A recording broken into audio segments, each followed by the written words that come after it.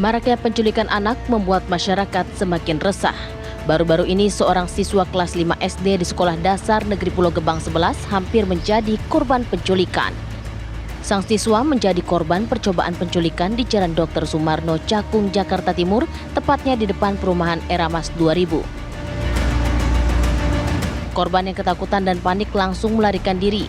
Pelaku pun sempat mengejarnya hingga akhirnya korban berhasil lolos setelah masuk ke sebuah gang. Di Surabaya, Jawa Timur, sebuah video memperlihatkan warga Kejauhan Putih Tambak menangkap seorang lelaki diduga pelaku penculikan anak. Pelaku yang berusia 27 tahun ini sempat dihajar warga hingga babak belur. Selanjutnya warga membawa pelaku ke balai RW setempat. Aksi warga yang geram dengan lelaki yang diduga pelaku penculikan ini pun viral di media sosial. Sebelumnya di Kuningan, Jawa Barat dihebohkan dengan adanya percobaan penculikan siswa kelas 3 SD.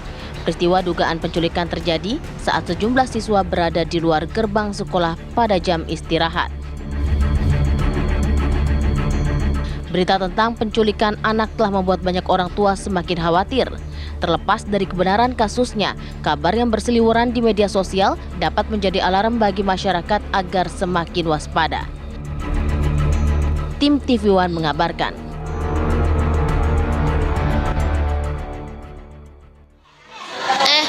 Dipanggil orang ya, disuruh main HP. Tiba-tiba orangnya maksa, disuruh masuk ke mobil ya. Nah, sayanya nggak mau. Orangnya masih maksa. Saya akhirnya kabur ya.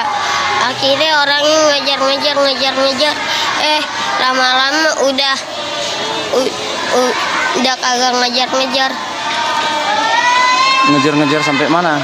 Sampai itu namanya apa ya? Ini Masmin. Oh, kamu belok situ. Ya, kemudian aksi penculikan ini pun gagal karena korban bisa berhasil kabur. Tapi bayangkan bagaimana kemudian jika korban tidak bisa lolos dari aksi ini. Dan ini terjadi di beberapa daerah, tentu ini menjadi kewaspadaan kita semua. Kita akan coba bahas hal ini bersama dengan sejumlah narasumber. Sudah hadir di studio ada Prof. Adrianus Beliala selaku kriminolog. Selamat pagi, Prof. Selamat pagi, terima kasih diundang. Waduh, kita terima kasih. Suatu kehormatan bisa hadir di sini. Terima kasih, Prof. Dan juga ada Bang Abimanyu Wahyu Widayat, pemerhati media sosial kita nih. Tidak terjalin. Ini dia. Kita berjumpa lagi dengan Abah. Terima kasih, Abah. Alhamdulillah. Selamat pagi. Akhirnya hadir di studio, Abah. Biasanya online Biasanya terus. lewat online terus ya. Iya. Akhirnya ketemu lagi nggak pakai masker.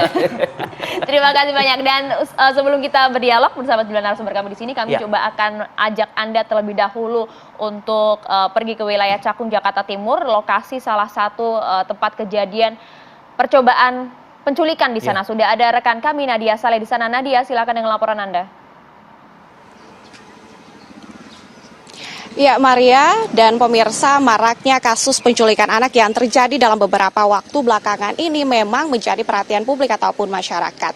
Dan di tanggal 26 Januari 2023 kemarin terjadi kasus percobaan penculikan yang diketahui dialami oleh siswa kelas 3 SD di Pulau Gadung, Cakung, Jakarta Timur. Dan kemudian video ini viral.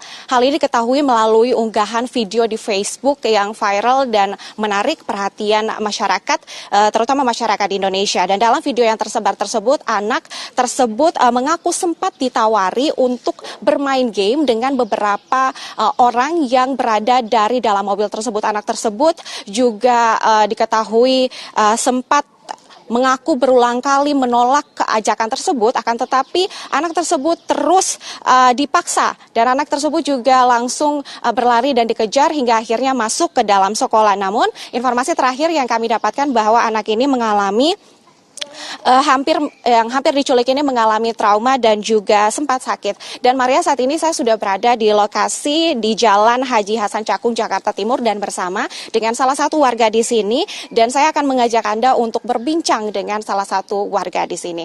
Halo, selamat pagi, Pak. Iya, Pak.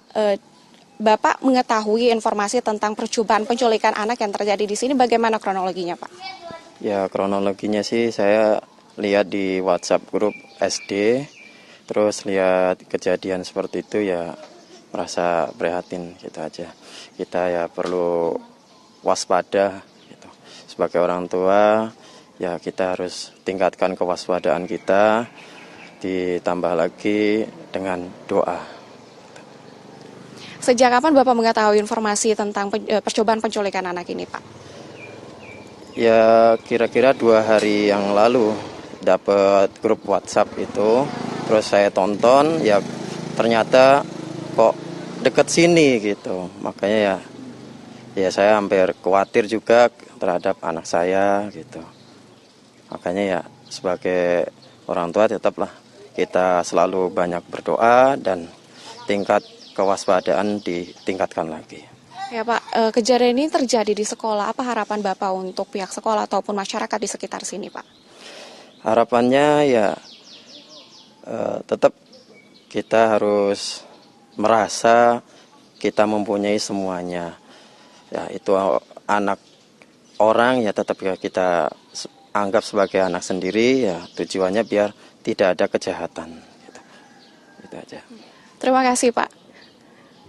Nah Maria, itulah perbincangan saya dengan salah satu warga di sini yang tempat tinggalnya berdekatan dengan SD tempat anak tersebut bersekolah. Dan Maria, dapat kami informasikan bahwa Kementerian Pemberdayaan Perempuan dan Perlindungan Anak menyebutkan bahwa terdapat 28 kasus penculikan anak sepanjang tahun 2022 dan jumlah ini cenderung meningkat jika dibandingkan dengan tahun 2021 sebanyak 15 kasus penculikan anak. Dan salah satu kasus penculikan anak yang menjadi perhatian publik dalam beberapa waktu belakangan ini yaitu kasus menghilangnya Malika yang terjadi di bulan Desember kemarin yang menghilang selama 1 bulan, dan kemudian ada pula kasus penculikan anak yang terjadi di Makassar tepatnya pada tanggal 6 Januari kemarin yang juga menjadi perhatian masyarakat. Dan kemudian untuk itu pemirsa dan Maria, kita sebagai masyarakat perlu memperhatikan dan menjaga anak dan juga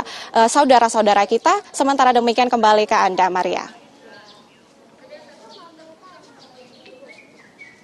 Terima kasih Nadila Saleh melaporkan langsung dari wilayah Cakung, Jakarta Timur. Terima Bahkan kasih, tadi Nadila. data dari Kementerian PPPA juga Lebih ada dari peningkatan. 20. Ya. Hanya belasan kan di tahun sebelumnya. Saya ingin ke Prof. Adrianus Meliala terlebih dahulu. Prof, apa yang terjadi Prof? Ada peningkatan kasus penculikan? Apakah memang di satu sisi lengahnya pengawasan, pantauan setiap stakeholder ya, orang tua, sekolah, dan lain sebagainya? Atau memang kejahatan itu memang semakin bertambah? Jadi saya uraikan dulu Ya. anatominya ya. Oke. Nah, ada 2 jenis penculikan. Pertama adalah penculikan untuk tebusan, kidnapping for ransom. Nah, yang ini hampir nggak ada di Indonesia. Nggak ada penculikan terhadap anak orang kaya. Karena orang kaya itu pasti yang menjadi sasarannya. Minta jaminan apa begitu? Ya, hampir nggak pernah. Yang ada adalah penculikan untuk trafficking, untuk didagangkan. Ada 4 jenis. Yang pertama adalah dalam konteks untuk dijadikan sebagai pekerja seks. Ini banyak nih. Yang kedua adalah untuk diadopsi secara ilegal. Biasanya bayi nih. Bayi diculik, diambil dari rumah sakit, dan kemudian dibawa ke tempat lain untuk dijadikan sebagai anak dari seseorang. Yang ketiga adalah untuk organ yang ilegal, ya, yang kemarin terjadi di Makassar. Dan yang keempat adalah untuk dipekerjakan, anak Malika. Jadi diculik untuk kemudian dijadikan sebagai pengemis, dijadikan sebagai pemulung dan seterusnya. Nah, yang banyak adalah yang keempat ini. Yang kategori 4. Yang keempat ini. Jadi, mohon maaf, orang kecil mencuri anak untuk kemudian dijadikan sebagai anak buahnya dalam rangka untuk pekerjaan-pekerjaan pemulung tadi. Jadi dengan kata lain lebih pada kelompok masyarakat bawah. Nah, sekarang sudah agak naik nih. Yang dijalan adalah masyarakat kelas menengah. Untuk apa? Bisa 2 nih. Bisa untuk diambil organ tubuhnya, bisa juga dalam rangka prostitusi. Karena biasanya anak kelas menengah itu kan kulitnya bagus, rapi dan seterusnya. Gitu. Nah, artinya kalau memang ada peningkatan, saya menduga pertama tadi banyak para pemulung yang butuh tenaga kerja, butuh tenaga tambahan untuk kemudian bisa mengambil lebih banyak. Yang kedua, juga lebih banyak orang yang sudah mulai melihat bahwa butuh pasokan prostitusi dan seterusnya, maka kemudian mulai mencari korban dari anak-anak. Kalau Prof melihat, tadi kan kita putar kesaksian salah satu korban tuh yang nyaris menjadi korban penculikan. Dari segi tutur bahasa mungkin kayaknya dia sudah cukup saya mengatakan cukup mature sih, tapi sepertinya sosok tersebut sudah bisa membedakan mana yang jahat, mana yang tidak, seperti itu. Masuk kategori apa ini Prof untuk yang level-level SD, apalagi dari kelaminnya pria dan lain sebagainya? Seksual. Nah, bayangkan berat ya. Tapi ya untuk supaya tidak membuat orang tua, keluarga-keluarga takut ya. Berlebihan. jangan lupa bahwa sebetulnya menculik itu satu tindak pidana yang susah dilakukan. Bandingkan dengan tindak pidana pencurian kendaraan bermotor khususnya R2, ya. Kenapa? Karena kalau kita menculik itu kan kita harus menjaga kemaslahatan si anak ini agar tetap hidup karena dialah sebetulnya value-nya kan gitu. Nah, susah kan? Karena anak ini kan sensitif. Begitu dia dipindahkan ke kelompok di mana dia nggak kenal, sakit dia. Tidak mau makan. Lama-lama kemudian lalu buang air dan meninggal begitu ya. Bandingkan kan misalnya kalau kita mencuri motor, ya kan pagi curi motor langsung jual ke bohir apa ke penada 3-4 juta langsung sore bisa main lagi gitu ya. Jadi makanya jumlahnya juga amat kecil dibandingkan dengan tadi pencurian kendaraan bermotor misalnya sebagai contoh saja. Kalau memang misalnya itunya saja masih cukup minim, tapi kok angka kasus penculikan meningkat kan begitu Prof ya kan? Dan pertanyaan besarnya sebenarnya apakah memang ini data di lapangan ini Anda melihat memang kasusnya ada peningkatan atau justru karena faktor sosial media juga kemudian mendapatkan banyak sorotan dari ini Prof dan juga nanti saya akan minta tanggapan yang saja ya saat lagi.